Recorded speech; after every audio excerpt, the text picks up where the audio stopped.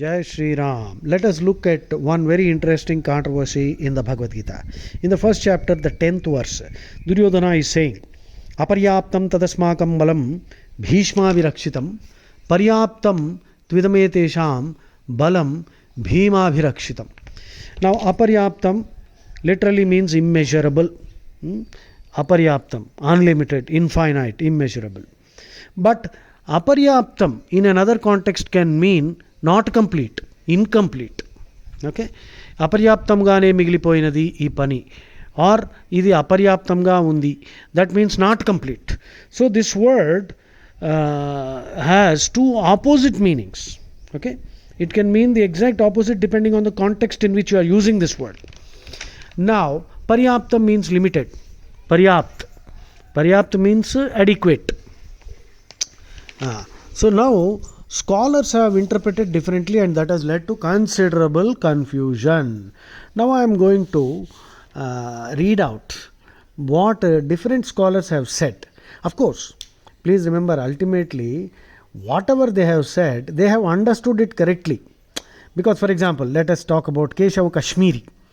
Keshava Kashmiri, he says Kumara Vaishnava Sampradaya, that is called Keshava Kashmiri Sampradaya, is Kumara Vaishnava Sampradaya.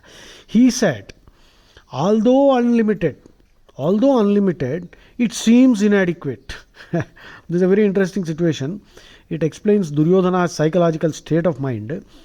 The tone, Keshava Kashmiri says, the tone of Duryodhana is that it is inadequate, though the words say that it is unlimited. మాటల్లో unlimited అంటున్నాడు, కానీ tone సరిపోదేమో అని వాడికి అనిపిస్తోందని వాడు ఈయన కేశవ కాశ్మీరీ ఇలా interpret చేశారు. That's a very interesting interpretation. It is amounting to doing a psychoanalysis of Duryodhana's state of mind. Although unlimited, it seems inadequate. Now, Swami Mukundananda says ours is unlimited. Duryodhana said ours is unlimited, and he proceeds with Madhvacharya also said ours is unlimited. Madhvacharya comments that he said, Duryodhana said our army is unlimited and protected by Bhishma just to conceal his inner fear. Okay, fine. And Ramanuja said ours is inadequate. Ramanujacharya in his Bhashyam, he said Duryodhana is saying that our army is inadequate, though commanded or commandeered or whatever, commanded by Bhishma. Shankaracharya actually did not write any commentary on the first paragraph, but interestingly many people, like for example Swami Gambhirananda, Ramakrishna Math, Shankara translation. So Swami Gambhirananda, while translating Shankara Bhashyam, in which Shankara did not make any commentary on the first chapter, went on to say that Shankara did, and he says, Shankaracharya said it is unlimited. Now the same Shankara Bhashyam, on which there is another commentary by A.G. Krishnavarya. I think this is also published by Advaita Ashram, Ramakrishna Math.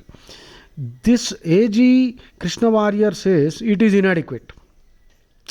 Now please note, both are translating Shankara Bhashyam, the non-existent Bhashyam on the first chapter, and both are saying exactly opposite things. So this is a very interesting situation. So we should ask Gambhirananda, if he is available, or Ramakrishna Math scholars, why they have allowed this thing. They should remove it. Okay. Now, Sridhara Swami, Sridhara Subodhini. You see, Subodhini is the name of the commentary Sridhara Swami wrote. Sridhara Swami says, Duryodhana said, ours is insufficient. Why? Sridhara goes on to explain that Duryodhana feels that his army is numerically superior but actually insufficient because Bhishma is not totally committed. Bhishma always was saying that he is not going to kill the Pandavas. So Duryodhana was very unsure and apprehensive.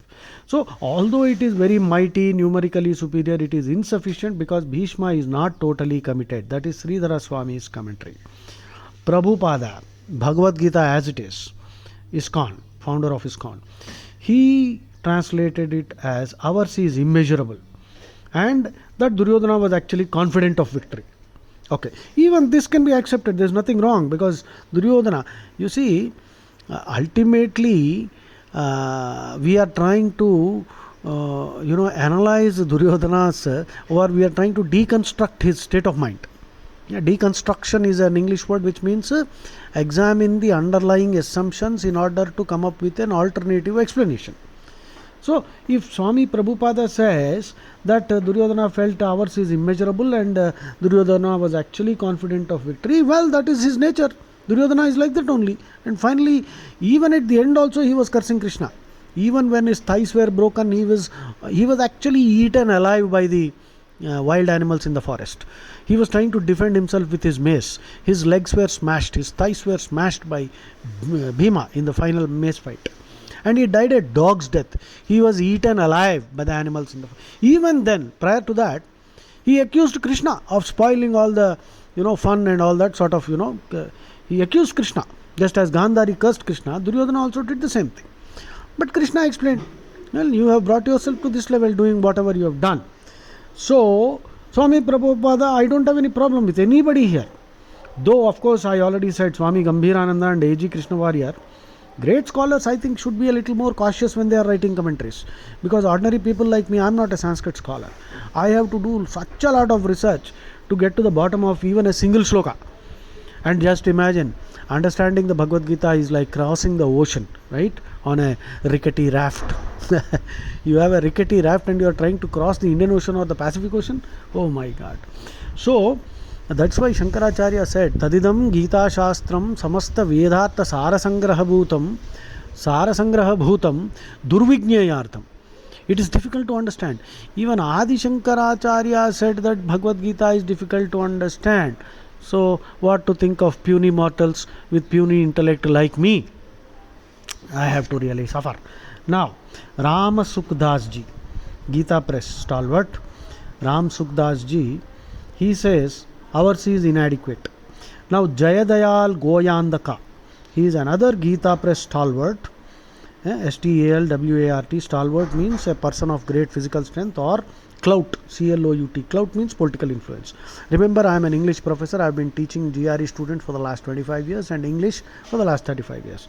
So, I always make an attempt to ensure that Hindus, whoever, age, no restriction, anybody and everybody, Hindus, we should learn English also, so that when we address the English audiences, American audiences, we should be in a position to explain things in the language they understand. Therefore, you need to improve your vocabulary also. So, pardon me for taking the liberty and digressing from the topic sometimes when I explain the words. Now, Jayadayal Goyandaka of Gita Press says that Duryodhana said, ours is unconquerable. Now, you have another interesting situation. Two great writers of Gita Press, Ram Sukdas ji is saying it is inadequate. Jayadayal Goyandaka ji is saying ours is unconquerable. Now, I'll give you some more details so that you can, at the end of all this, you can draw your own conclusion. Okay, you are asking me what's my conclusion? My conclusion is that Duryodhana is actually scared. He, like Keshav Kashmiri said, the numbers are large, Mandabalam. He has 11 Akshuhinis. They have only 7. But he is worried because Bhishma, Drona, all of them are partial. And they are not going to kill the Pandavas. So it's a very dicey situation. Now, one more point to note. Please make a note. Remember, we are all doing PhD in Bhagavad Gita. Duryodhana mentions only 7 warriors from his army camp. If you read the first chapter, Duryodhana is mentioning the names of only 7 warriors, Maharathis from his camp. But when he is referring to the Pandava camp, he mentions the names of 20 warriors, 20 Maharathas. What is the inference you can draw from this small trivia? TRIVIA. Now, the word trivia has 2 meanings. One, insignificant details. Second meaning, esoterica. That means obscure details which only a scholar is likely to know. So, the word trivia has two meanings, one negative, one positive. The first meaning is insignificant details. Second meaning is obscure details, not known to everybody. Only a scholar who is doing research will know. Okay, esoterica. ESOTERICA. Esoteric means hidden, secret, known only to a few people who are initiated. Esoterica means obscure details. Now, Duryodhana mentions only 7 on his side and 20 warriors on the Pandava side. That itself is an indication that Duryodhana is scared. Now, next, in the next shloka, 111, Duryodhana says, please protect Bhishma. This is, when I read, it occurred to me, you see, I am reading the 11th shloka. Ayaneshu cha sarveshu yada bhagam avastitha bhishmamev abhirakshantu bhavantah sarvayevahi. So, all of you in strategic points, ayaneshu, in the strategic points, cha also, sarveshu, everywhere, yadha bhagam, as differently arranged in the phalanx, you see, PHALANX, vyuham, avasthita, situated, bhishmameva abhirakshantu, please protect, support Bhishma, please protect Bhishma, bhavantaha, you, sarva, all respectively, evahi, certainly. So now it occurred to me that this is a very strange thing that Duryodhana said. He is actually saying, all of you must protect Bhishma. Now, would a lion need dogs as its security guards? Even if the lion is sleeping and if somebody tries to attack, the lion will instantly get up and defend itself.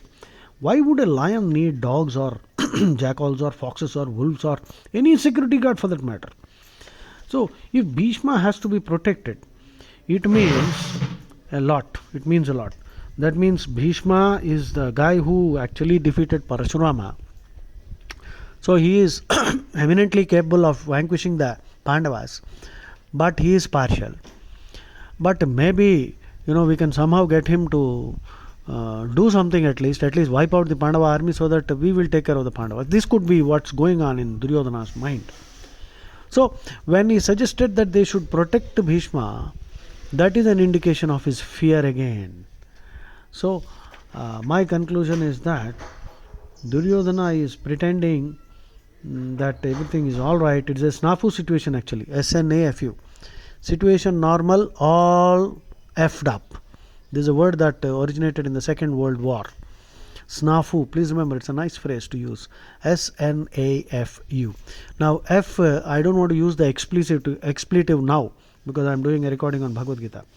You can say effed up or you can say fouled up if the audience may not appreciate an expletive in the middle of a discussion on Bhagavad Gita. Snafu. So Duryodhana's situation is a snafu situation.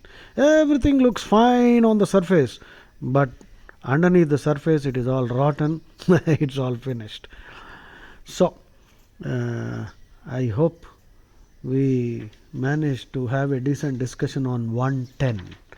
110, remember, first chapter, 10th shlokam.